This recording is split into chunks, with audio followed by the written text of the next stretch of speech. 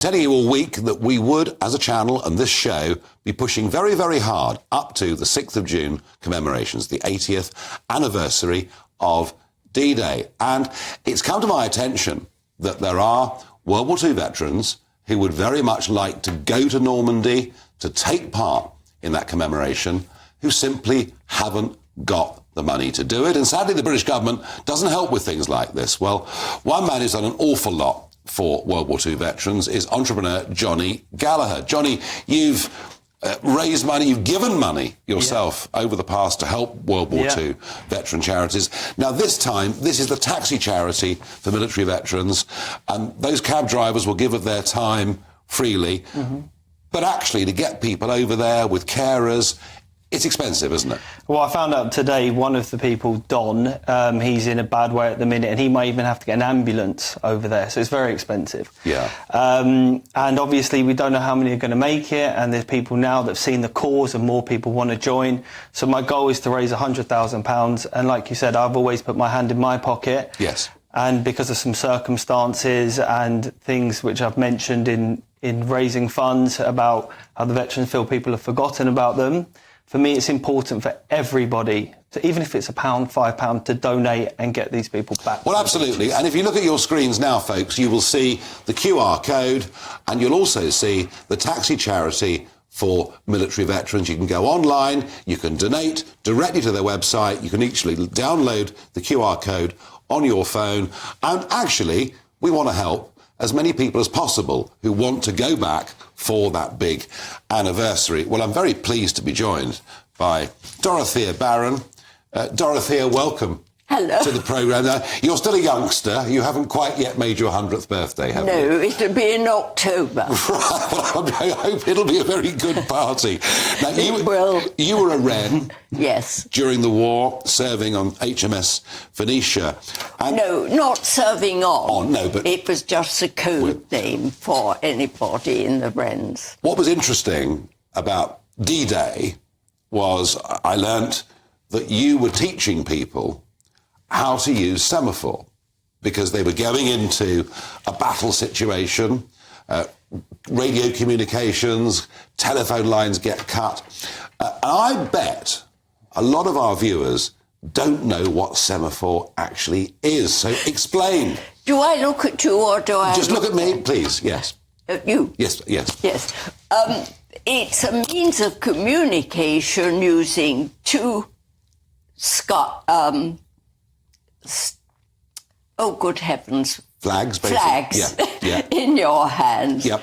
I think this was I think. Right. I can't remember now. And you'd be doing things like this, and you'd always have another Wren beside you writing down the letters you were reading. You weren't actually putting them together in your head. You were just reading them.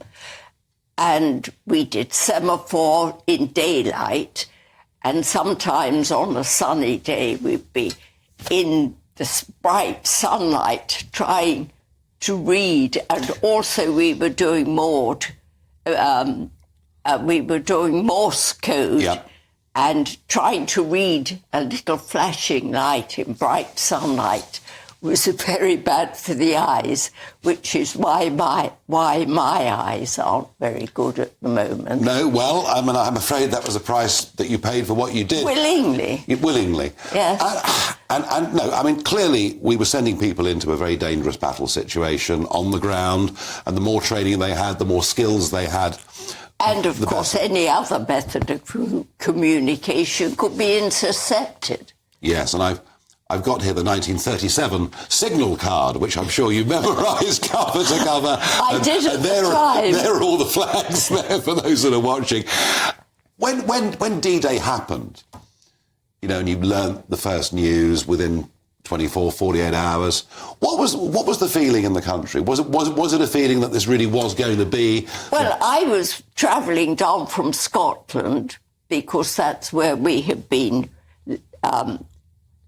signalling and working with the D-Day people who were also going to take soldiers off the boats the big liners and convey them to the smaller craft, which then took them to the beach. Yeah, yeah, yeah. And did you feel optimistic at that point of the war?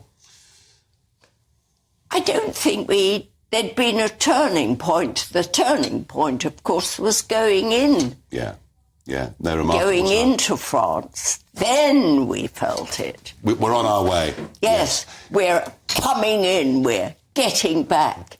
And we've driven you out. Well, we haven't let you come into England. You've still got the fighting spirit, haven't you? Oh, I sure. 99. I love it. I love it. As Johnny will tell I know, I can tell. I wouldn't argue with you, I promise. And your husband had a long... Well, Andrew was in the RAF. Yes. And he actually wasn't there at D-Day. No. But he was, first of all, in Coastal Command, which became amalgamated with Bomber Command. Yes. And he was very much into bombing railway lines in Germany and factories so that they couldn't send more supplies to fight us and to fight... Yeah. And you're wearing his miniatures. Oh, I've got his miniatures proudly here. displayed along with your own. Well, Dorothea, I have to say, Johnny, I mean, wow. You know, I know the numbers of Dorothea's are thinning out a little bit. Mm-hmm. What got you, as a guy in his 20s, so keen to help these people? Yeah, I mean, so my granddad was very close to me. My parents got divorced when I was young, so my granddad was a real role model in my life. And then my great-granddad was in the Battle of Somme. Yep. He survived, but his brother didn't. I still actually have the original letter that my great-great-grandma got to say he passed away. He was only 21. Mm-hmm. And, you know, it really inspired me to do well in business. I've been very lucky to do well in business at a young age, and that fighting spirit of not giving up. You know, I got so much inspiration from that generation. And then, you know, fortunately, I'm still growing my business. I'm still not where I want to be, but I got a phone call near Christmas 2 years ago, and they told me that these veterans, I'd never helped veterans before at this stage. Yeah. They said, oh, you know, Johnny, these veterans' Christmas lunch is going to be cancelled. And I was like, there's no words, you know? And look, I'm not super wealthy, and it was a lot of money, but at the it's time we helped. Johnny, Johnny's done his bit. It's time the rest of us help. I can tell you, Dorothea, that in the few minutes that we've been chatting, and I put the website up on the screen and showed people where to donate, just in the last few minutes, £8,000 has already come in. Wow. Just in the space of a few minutes. And that's because we are honouring your generation, Dorothea, and we realise that if we get in trouble again, you're fit and ready to serve once more. Of that, I've got absolutely no doubt. Thank you for coming on the programme. Thank you very much for giving us the opportunity. And may I say that the taxi drivers, the London taxi drivers, are very good to the cause, aren't they, Johnny? Unbelievable. They got you here today, safe and sound. Good for them. Wonderful. Yeah. Thank you so much. Great. We're doing our bit. £8,000 in the first few minutes. Can't be bad. Now 10,000. There we are. Wow, it's moving. Incredible. Dorothea, we're going to have you back. There's no question about it.